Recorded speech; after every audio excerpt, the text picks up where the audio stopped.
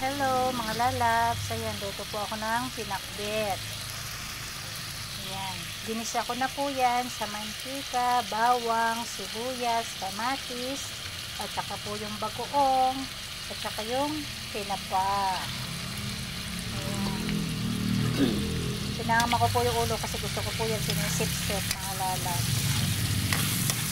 Gusto ko yung kasama yung ulo ng tinapa. Saka syempre, lalagay ko na po yung aking gulay. Ayan mga lalabs. Diba, napakasarap ng aking ulam. Pinakbet. Tagal ko din nakakain ito mga lalabs. Ayan, meron siyang sigarilyas, sitaw, okra, talong, saka kalabasa, kamote. Diba, napakasarap. Napaka-fresh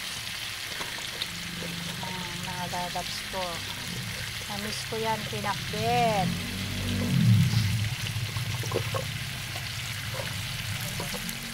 Diba? Napakasarap mga lalabs.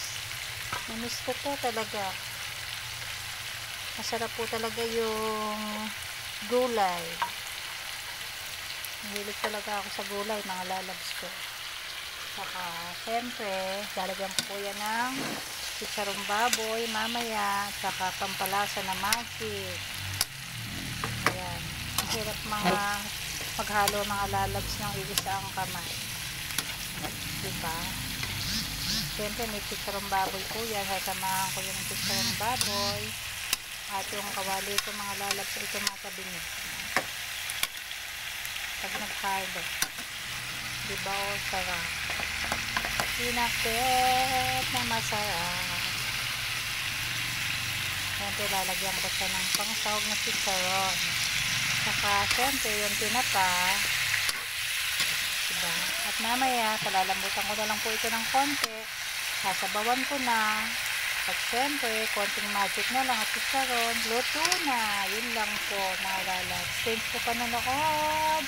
And bye bye. Maraming salamat.